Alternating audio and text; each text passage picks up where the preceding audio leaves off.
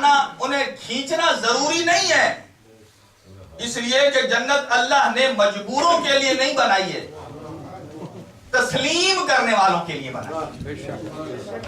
اور پھر اگلی آیت میں ارشاد پروردگار یہ ہے، اللہ پروردگار عالم فرماتا ہے یعرفون نعمت اللہ، اور یہ جو نعمت کو جان کر پہچان کے پلٹ جاتے ہیں، قرآن فرماتا ہے یعرفون نعمت اللہ، یہ نعمت خدا کو جانتے بھی ہیں، ثم ینکرونہا، پھر منکر ہو جاتے ہیں، وَأَكْثَرُهُمُ الْكَافِرُونَ، وہ اکثریت میں بھی ہیں اور کافر بھی ہیں۔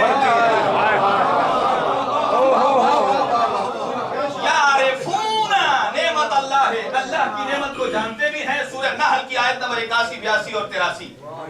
نعمت خدا کو جانتے بھی ہیں، پہچانتے بھی ہیں، ثم ینکرونہا، پھر منکر ہو جاتے ہیں، اور یہ جو منکر ہو جاتے ہیں اکثرهم الکافرون، یہ اکثریت میں بھی ہیں اور کفار کی لسٹ میں بھی ہیں۔ لہذا اے میرے حبیب انہیں کہہ دو کس نعمت کو تسلیم کرنا ہے۔ اللہ فرماتا ہے میں نے نعمتیں تمام کر دی ہیں، اب وہ منزل آ گئی کہ میں نعمت شروع کروں۔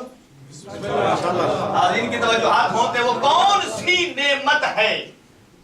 اللہ پروردگار عالم قرآن حکیم ارشاد فرماتا ہے، بڑی مشہور و معروف آیہ مجیدہ، وَاعْتَصِمُوا بِحَبْلِ اللَّهِ جَمِيعًا وَلَا تَفَرَّقُوا، اللہ کی رسی کو مضبوطی سے تھام لو اور اس میں تفرقہ نہ کرو۔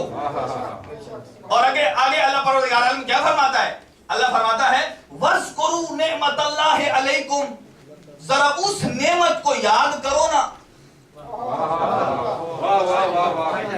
اس کا مطلب ہے کہ کوئی نعمت ایسی ہے کہ جس کا صرف ذکر کرنے سے بھی فرقے ختم ہو جاتے ہیں، اختلاف ختم ہو جاتے ہیں۔ اذکروا نعمت اللہ علیکم، اس نعمت کو یاد کرو، کون سی؟ اذ کنتم اعداء فألف بین قلوبکم فاصبحتم بنعمتہ اخوانا۔ اس نعمت کا ذکر کرو، اسے یاد کرو کہ جب تم ایک دوسرے سے لڑ رہے تھے، جب تم ایک دوسرے سے لڑ رہے تھے تو جس چیز نے تمہیں بھائی بھائی بنا دیا وہی تو نعمت پروردگار ہے۔ جس نعمت نے آپ کو بھائی بھائی بنا دیا وہی تو نعمت پروردگار ہے۔ تمام مفسرین بالاتفاق لکھتے ہیں اس سے مراد سرکار دو عالم حضرت محمد مصطفیٰ صلی اللہ علیہ وسلم، آپ کی ذات گرامی ہے، یہ اللہ کی نعمت۔ فرمایا اس نعمت کو، سرکار دو عالم کو تسلیم کرو جیسے تسلیم کرنے کا حق ہے۔ اب یہاں آپ کی اجازت ہو تو میں ایک جملہ عرض کرنا چاہتا ہوں کہ وہ کون سی نعمت ہے کہ جس نے تمہارے ٹوٹے ہوئے دلوں کو جوڑ دیا؟ وہ سرکار دو عالم ہے، اور جب مکہ سے مدینہ ہجرت کر کے گئے سرکار نے عقد مواخات کیا، ایک ایک مہاجر کو ایک ایک انصار کا بھائی بھائی بنا دیا، ایک مہاجر لیا ایک انصار لیا، اس کا اس کے ہاتھ میں دیا، کہا آج سے تم اس کے بھائی ہو، تم اس کے بھائی ہو۔ بہت سامعین گرامی قادر کا شکریہ جو اس منزل کی آخر تک پہنچ گئے۔ وہ کون سی نعمت ہے جو یہاں لوگوں کو بھائی بھائی بنا رہی ہے، لیکن جب سب کو بھائی بھائی بنا چکے نا، اور اس کے بعد حضرت عمار کا ہاتھ مقداد کے ہاتھ میں دے دیا، سلمان کا ابو ذر کے ہاتھ میں دے دیا، حضرت ابوبکر صدیق علیہ السلام ان کا کسی اور پہ دے دیا، اور سب کو جب علی ابن ابی طالب ایک کونے میں جب پریشان کھڑے تھے، جب سرکار نے علی کو دیکھا، یا علی تو کیوں پریشان ہے؟ کہا یا رسول اللہ پریشانی کی تو بات ہے، آپ نے سب کو بھائی بھائی بنا دیا ہے، میں رہ گیا ہوں۔ اب سنیے تاریخ کا جملہ، سرکار نے فرمایا میں نے تجھے اس لیے چھوڑا ہے، ان کو اس لیے بنایا ہے کہ ان میں سے جو جس جیسا تھا میں نے اس کے بھائی بنا دیا، میرے جیسا سوائے مجھ محمد کی کوئی نہیں ہے۔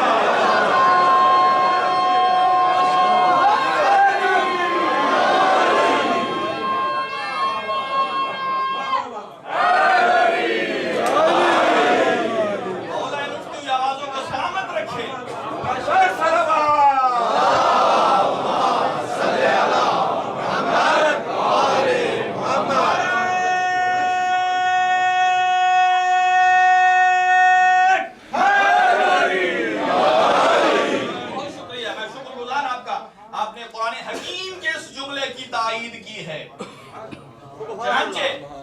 دوسرا جملہ سنیے، اس نعمت کو تسلیم کرنے کا، لعلکم تسلمون، جب تک کوئی مسلمان اس نعمت عظمی کو تسلیم نہ کرے، ماننا نہیں، سمجھنا نہیں، تسلیم کرنا۔ تسلیم کا مرحلہ آتا ہی تب ہے، دیکھیے کوئی مسلمان، کسی کا اسلام کمزور ہوتا ہے، کسی کا اسلام مضبوط ہوتا ہے، یہ وہ نعمت ہے جو جتنا جتنا تسلیم کرتا جائے گا اس کا اسلام اتنا اتنا مضبوط ہوتا جائے گا۔ اب نعمتوں کو گننا شروع کریے، کون کون سی نعمتیں؟ ابھی پہلی نعمت عرض کی ہے سرکار دو عالم کی۔ اب آئیے ارشاد پروردگار عالم کیا ہے؟ اللہ پروردگار عالم فرماتا ہے اپنے حبیب کو، اے میرا حبیب، الم یجد کا یتیمن فآوا، اے میرے حبیب کیا میں نے تجھے یتیم پا کر پالنے والے کے ہاں پناہ نہیں دی تھی؟ جب کہاں پناہ دی تھی تو کہاں پھر دیکھ فَأَمَّا بِنِعْمَتِ رَبِّكَ فَحَدِّثْ، اور اس نعمت کا ہمیشہ ذکر کیا کر، وہ ابو طالب کی شان ہے۔ سبحان اللہ، سبحان اللہ۔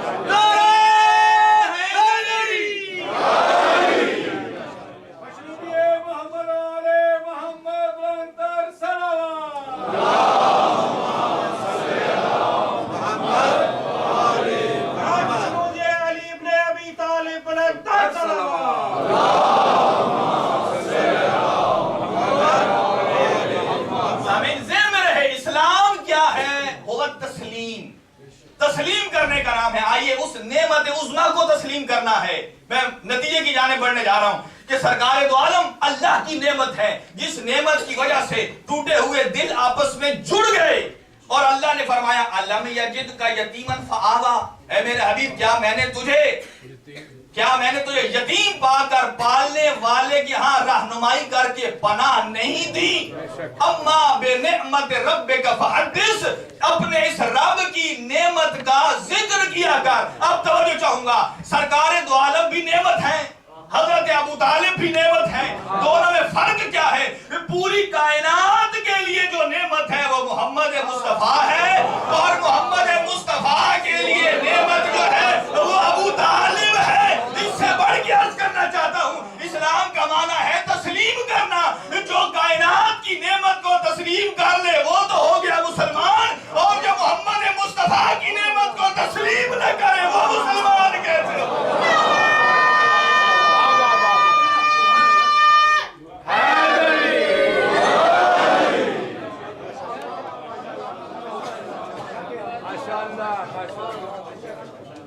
جو محمد مصطفیٰ کی نعمت کو تسلیم نہ کرے، جہان کے لیے نعمت ہے خود محمد مصطفیٰ، اور ابو طالب ہے نعمت محمد مصطفیٰ صلی اللہ علیہ وآلہ وسلم کے لیے۔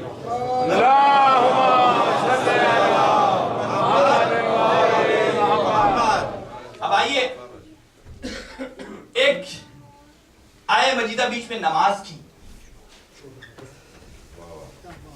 اسلام کا تعلق تو ہے نا نماز سے، اگر رکنی ہے نماز۔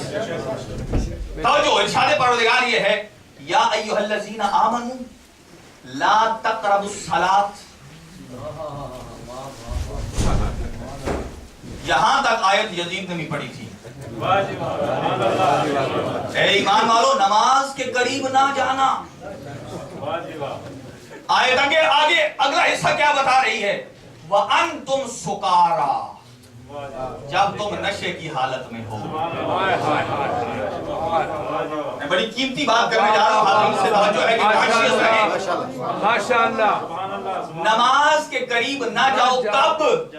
جب نشے کی حالت میں ہو۔ نشے سے بندہ ہو جاتا ہے بے ہوش، بے ہوش کو پتہ نہیں ہوتا وہ کہہ کیا رہا ہے۔ اچھا، ایک نشے سے بے ہوش ہوتا ہے، قرآن دو اور بھی بتا رہا ہے۔ کیا قرآن فرماتا ہے؟ ایک تو وَأَنْتُمْ سُکَارَىٰ وَتَعْلَمُوا مَا تَفْعَلُونَ، تب نماز پڑھو جب تم جانتے ہو کہ تم کیا کہہ رہے ہو۔ اس جملے پہ خاص توجہ چاہو، تب نماز پڑھو جب تم جانتے ہو کہ تم کیا کہہ رہے ہو۔ اور تیسرا فرمایا وَلَا جُنُبًا، اگر کوئی مجرم ہے تو نماز کے قریب نہ جائے، اس لیے کہ وہ نجس ہے۔ اللہ پروردگار نے فرماتا ہے یہ تینوں کیٹیگریاں ایسی ہیں کہ اگر جنب ہو تو بھی نماز نہ پڑھے، اگر جتنی بھی پڑھتا رہے قبول نہیں، نشے میں ہو جتنی مرضی پڑھتا رہے قبول نہیں، اور تیسرا وہ جو بے ہوش شخص ہے جس کا میں نے ترجمہ کیا ہے کہ جو نہیں جانتا کہ وہ کیا رہا ہے۔ آئیے اب منزل پہ آ گیا۔ ہر مسلمان نماز پڑھتا ہے، سورہ الحمد فاتحۃ الکتاب ہر نماز کا حصہ ہے، ہر مسلمان پڑھتا ہے۔ اہدنا الصراط المستقیم، اے اللہ تو مجھے صراط مستقیم پر قائم رکھ، یہ میں نے کیا ہے۔ ایک ترجمہ ہے یا اللہ ہمیں صراط مستقیم دکھا، مکتب اہل بیت کا ہے صراط مستقیم ہم دیکھ چکے ہیں، اس پہ قائم رکھ جس نے ابھی صراط مستقیم دیکھا ہی نہیں ہے، وہ چلے گا کیسے؟ چنانچہ صراط مستقیم پہ چلا، کون سا صراط؟ صراط الذین انعمت علیہم، ان کا راستہ کہ جن پر تو نے نعمتیں نازل کی ہیں۔ میں اپنے موضوع سے ہٹا نہیں ہوں، ان کا راستہ جن پر تو نے نعمتیں نازل کی ہیں۔ اب یہ ڈھونڈنا ہے قرآن سے کہ وہ کون ہیں۔ کہ جب سورہ الحمد پڑھ رہے ہوں تو ذہن میں رکھنا چاہیے کہ کن کا راستہ جن پر اللہ نے انعام کیا ہے۔ اب وہ پتہ چل جائے کہ کن کا راستہ جن پر اللہ نے انعام کیا ہے، تب تو نماز درست ہے۔ اور اگر ان کا خیال ہی نہ ہو ایسا ہی کہ صراط الذین انعمت کون ہے، بس میں یہ اپنا ایک ٹکڑا کمپلیٹ کر کے آپ کی زحمت کو تمام کروں گا۔ وہ کون؟ صراط الذین انعمت علیہم۔ اب آئیے قرآن حکیم ارشاد فرماتا ہے وہ کون لوگ ہیں؟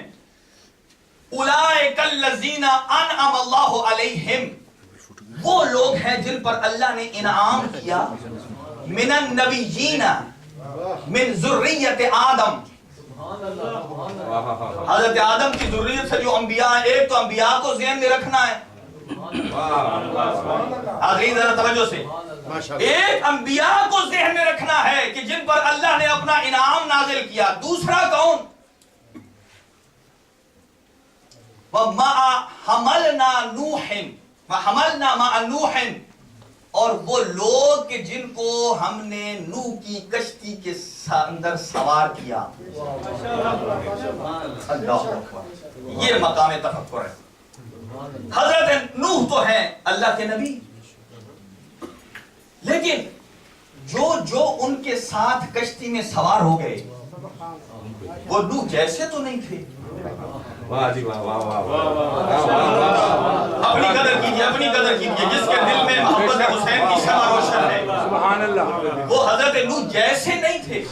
لیکن جب کشتی میں سوار ہو گئے تو اللہ نے فرمایا جب نماز پڑھو، سورہ الحمد پڑھو، تو اس میں جن پر انعام ہوا ہے ان کو بھی شامل کرنا، اس لیے کہ اگر کوئی معصوم کے ہم رکاب ہو کے معصوم کو تسلیم کر کے معصوم کے ساتھ چل پڑے، کشتی میں چلا جائے، تو اس کے قدم بھی صراط مستقیم بن جاتے ہیں۔ یہ تو حضرت نوح کے ساتھ شامل تھے۔ اب آئیے مقام فیصل ہے، سرکار دو عالم ارشاد فرماتے ہیں مثل اہل بیتی کا مثل سفینۃ نوح من رکبها نجا ومن تخلف عنها سلف غرق وهوى۔ میرے اہل بیت کشتی نوح کی مثال ہے، جو اس میں سوار ہو گیا وہ نجات پا گیا، جو رہ گیا وہ غرق ہو گیا۔ بے شک بے شک، ماشاءاللہ ماشاءاللہ، غرق ہو گیا۔ اب کون؟ اس کا مطلب یہ ہے کہ جو اس خاندان کو بھی تسلیم کر لے، اللہ اس کے نقش قدم کو بھی صراط مستقیم بنا دیتا ہے۔ ماشاءاللہ، جزاک اللہ۔ ایک انبیاء، ایک حضرت نوح علیہ السلام اور ان کے ساتھی، تیسرا اور میرا اختتام وَمِن ذُرِّيَّةِ إِبْرَاهِيمَ، حضرت ابراہیم کی ذریت میں سے کوئی ہے جس پر اللہ نے اپنا انعام کیا ہے۔ جب تک وہ نماز میں خیال نہ آئے تو وہ ہوتا ہی بے ہوش ہے، بے ہوش کی نماز ہوتی ہی نہیں ہے۔ ہوش میں جو ہوتا ہے اس کے خیال میں ہوتا ہے۔ کون کون ہے کہ جن پر اللہ نے اپنا انعام نازل کیا ہے؟ اب سنیے، سرکار دو عالم کا خطبہ نکاح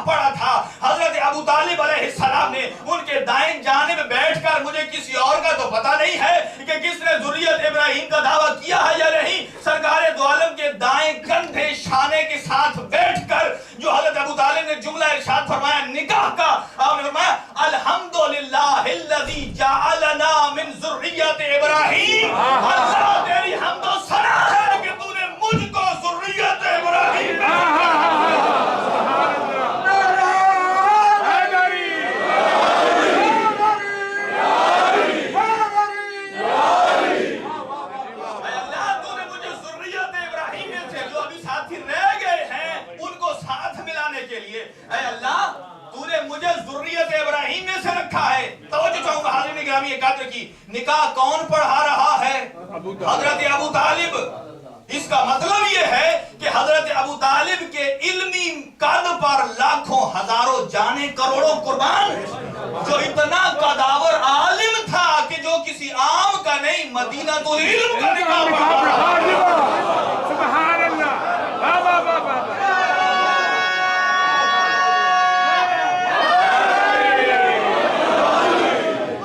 عام بندے کا نہیں مدینہ تو علم کا نکاح پڑھا رہا ہے. توجہ چاہوں گا, توجہ. عام بندے کا نہیں مدینہ العلم کا نکاح پڑھا رہا ہے. تو سنیے کہ جس کا نکاح مدینہ العلم جو تھا, جس کا نکاح ابو طالب پڑھا رہا ہے, تو اتنی قداور اور علمی شخصیت تھی کہ جس نے مدینہ العلم کا نکاح پڑھایا. اب خود مجھے بتائیے, کیا جس کا نکاح پڑھا اور وہ سرکار دو عالم نے کیا یہ سوچا کہ میں اپنی بیٹی کا رشتہ کم از کم اسے دوں گا جو باب العلم ہوگا؟ کسی جاہل کو نہیں دے سکتا, کم از کم وہ سے دوں گا جو باب العلم ہوگا. اس لیے تو جب علی پیدا ہوئے سرکار نے منہ میں جب زبان دی نا تو تبھی سے فیصلہ کر دیا تھا, منہ میں چمن کے منہ میں جب ولایت کا پھول آ گیا, سرکار نے فرما دیا اسی منزل پہ منہ میں چمن کے منہ تھا ولایت کے پھول کا, اور پھر فرمایا یا پھر دہن میں اسد کے چشمہ اصول کا. سارے عرب کو تھا یہ اشارہ رسول کا, جو بعد میں رشتے بھیج رہے سارے عرب کو تھا یہ اشارہ رسول کا, ہم سے نہ مانگنا کبھی رشتہ بطول کا. اس لیے ہم ہی ہیں اشرف, ہم ہی نے لسان دی ہے, ہم ہی نے خدا کے گھر میں علی کو زبان دی ہے.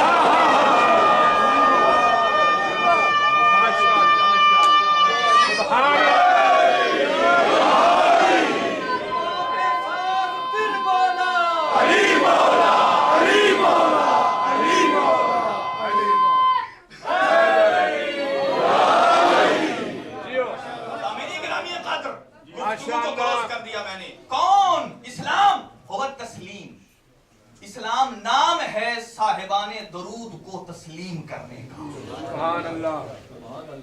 اگر رسول فرمائیں گے ایسے ہے تو ایسے ہے, اور اگر زہرا فرمائیں کہ فدق میرا ہے تو قل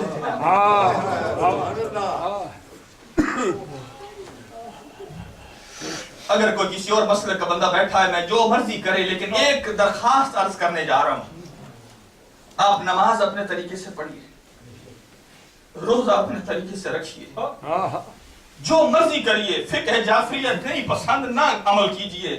ایک کام ضرور کیجئے, اپنے دماغ کے کسی خانے میں زہرا کی عزت کو ضرور محفوظ رکھ لیجئے.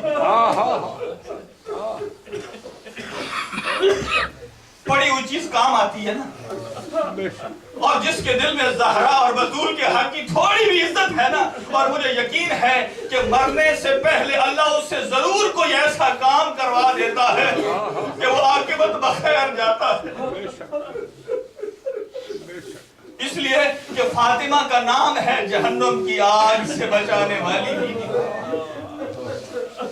چھٹے امام فرماتے ہیں کہ جب معاشر کا میدان ہوگا, اذا کان یوم القیامت, ایک آواز گونجے گی, یا اہل محشر غضوا ابصارکم, اے اہل محشر اپنی نظروں کو جھکا لو. کیوں؟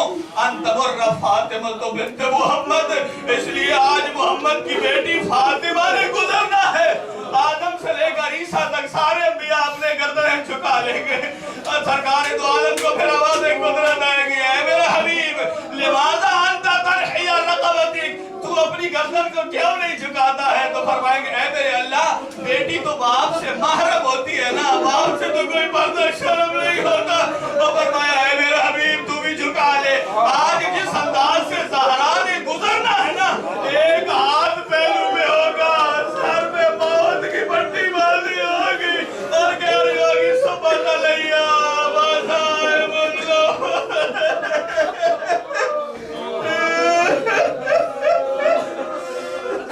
تاجرکم اللہ, بڑی مقبولیت والی مجلس ہے. علامہ بحر العلوم فرماتے تھے جب کسی مجلس میں چاروں طرف سے گریہ اٹھے نا, سمجھنا کوئی معصوم کی شخصیت ضرور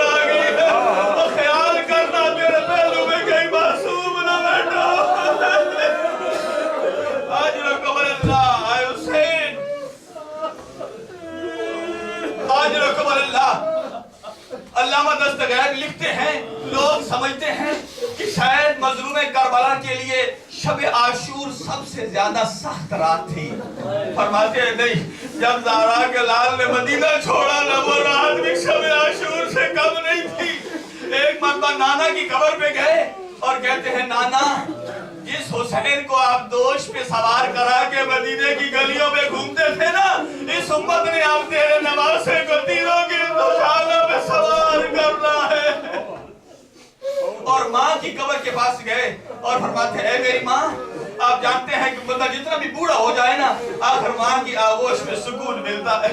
ماں کے پہلو کے پاس لیٹ کر نا قبر کے ساتھ ایسے لیٹ گئے جیسے چھوٹا بچہ اپنی ماں کی بغل میں لیٹ جاتا ہے نا. لیٹ کر فرماتے ہیں اے میری ماں کیا ہو گیا، مجھے آئی تیری بغل میں مجھے جگہ نہیں مل رہی.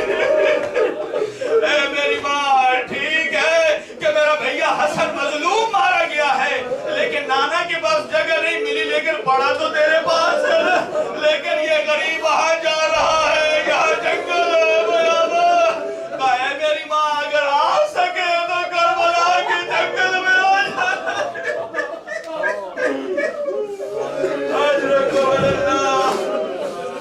اللہ سوائے غم شبیر کے کوئی غم نہ دے. اپنی حاجات کو ذہن میں رکھیے نوجوانوں، اور بالخصوص جو بے اولاد ہو مجھے یقین ہے کہ دوستو اس مجلس کے بعد بڑی قریبہ بیوی ہے.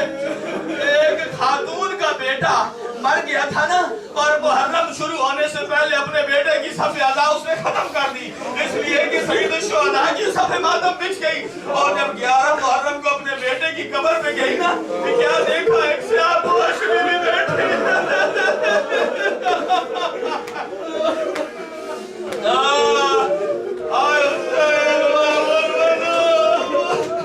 اور وہاں بیٹھی ہے اور اسے کہتی ہے جا کے اے مائی مومنہ، مجھے لگتا ہے تو قبر بھول گئی ہے، یہ تیرے بیٹے کی قبر نہیں ہے، یہ میرے بیٹے کی قبر ہے.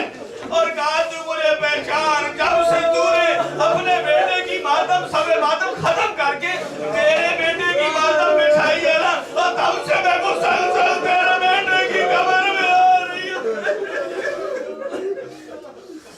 اجرکم اللہ. اے غریب مظلوم کربلا، میں نے مختصر کر دیا. مکہ پہنچے، محمد حنفیہ سے کہا بھئی آپ نے کہا تھا میں سوچوں گا کربلا کا، لیکن آپ نے یقینی ارادہ بنا لیا ہے، کیوں جا رہے؟ کہا ان اللہ تعالی ان یرانی قتیلہ، میرا اللہ چاہتا ہے مجھ حسین کو ذبح دیکھے. کہا جانا چاہتے ہیں تو پھر عصمت و طہارت بیویوں کو نہ لے جائیے. کہا ان اللہ تعالی یراہن سوایہ، اللہ چاہتا ہے دین نہیں بچتا زینب کلثوم کی اسیری کے بغیر. آج میرا مولا پہنچ گیا کربلا کے ریگستان میں. تھوڑی دیر کے لیے آنکھیں بند کر کے ذرا کربلا چلو میرے ساتھ دوستو. تھوڑی دیر کے لیے آنکھیں بند کر کے ذرا کربلا پہنچو. مظلوم کربلا پہنچا.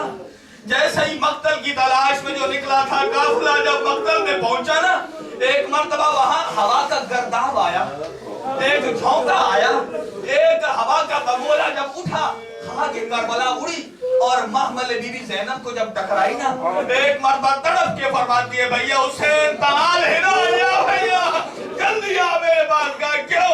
اس لیے کہ جلدی سے یہاں سے روانہ ہو جا، اس کی خاک سے مجھے تیرے خون کی خوشبو آ رہی ہے. آج رکم اللہ. مولا نے فرمایا عباس کو عباس جا اس آبادی والوں کو بلا کے لیا. بڑے بھی آگے، بوڑھے بھی آگے، جوان آگے. بزرگوں سے خطاب کر کے سید الشہداء نے پوچھا مجھے یہ بتاؤ ما یقال لہذا الارض، اس زمین کو کیا کہتے ہیں؟ ایک بزرگ نے کہا یقال لہا نینوا، اسے نینوا کہتے ہیں. جب پھر کہا نا اور بتاؤ، کہا یقال لہو غازریہ. جب کہا اور بتاؤ، اب زہرا کے دل کا زہرا کے لال کا دل حرکت میں آ گیا اور فرمایا نا جب یقال لہا کرب بلا، پھر جملہ ارشاد فرمایا ہاں ہونا محطو رحالنا، یہی وہ جگہ ہے جہاں ہمارے خیمے لگیں گے، یہی وہ جگہ ہے جہاں میرے جوانوں کا خون کھا کے کربلا میں مل جائے گا. آج رکم اللہ. بس آخر جملہ جنہوں نے منظوریت کے لیے جو دعا پھیلانا چاہتے ہیں دستے دعا پھیلا لیجئے. آخر جملہ پڑھنے جا رہا ہوں. کہ صرف زہرا کے لال نے مدینہ نہیں چھوڑا، ساتھ ساتھ کچھ اور قبروں والوں نے بھی مدینہ چھوڑا ہے، جنت البقیع والوں نے بھی مدینہ چھوڑا، مدینہ الرسول سے رسول نے، اور امام حسن نے بھی مدینہ چھوڑا۔ اور جب خیمے لگ گئے نا کربلا میں، اور بی بی فرماتی ہے اے میرے بھیا مجھے تو اب پتا چلا ہے تیرے اوپر صرف تیری بہنیں نہیں روتی، تیرے اوپر تو کچھ اجنبی عورتیں بھی روتی ہیں۔ کہا کیوں بھیا، کیوں میری بہن؟ کہا جب آدھی رات ہو جاتی ہے نا تو میرے خیمے کے پیچھے سے آوازیں آتی ہے واہ حسینہ واہ مظلومہ یا حسین، کہا او واہ حسینہ واہ غربتہ کی آوازیں آتی ہیں۔ مولا جانتے تھے، فرمایا اے میری بہن صرف بین سنے ہیں یا پاس جا کے بھی دیکھا ہے؟ کہا میں پاس نہیں گئی ہوں، صرف بین سنے ہیں۔ کہا میں اب تجھے اجازت دیتا ہوں جب دوبارہ بین آئے نا تو جا کے دیکھنا وہ کون ہے بی بی۔ اور جب لگے خیمے بن گئے بستر سو گئی میری علی کی بیٹی۔ جب آدھی رات کا وقت آیا آخری جملہ جب آدھی رات کا وقت آیا نا اور بی بی کے خیام کے پیچھے سے آواز آئی ہلکی ہلکی واہ غربتہ واہ حسینہ واہ غریبہ، جب آئی نا تو فضا کا شانہ ہلا کے کہا فضا ذرا اٹھو وہ بی بی آ گئی ہے جو میرے بہن بھائی کو بہن کرتی ہے۔ فضا کو لیا، جب پشت خیمہ میں پہنچی نا جملہ سمجھ آ گیا تو ہائے ضرور کرنا معلوم کرنا۔ اور جب پشت خیمہ میں گئی نا اور اس بی بی سے پوچھا ہے بی بی تو کون ہے جو میرے بھیا پہ بہن کر رہی ہے؟ اس دکھیاری کا بھیا تو حسین ہے، تو کون ہے؟ اور اتنے میں باہیں پھیلا کے کہا آئے میری مسافر شام زینب، اور تو ابھی سے اتنی اجڑ گئی ہے اور کہ ماں زہرا کا لہجہ بھی نہیں پہچان سکتی۔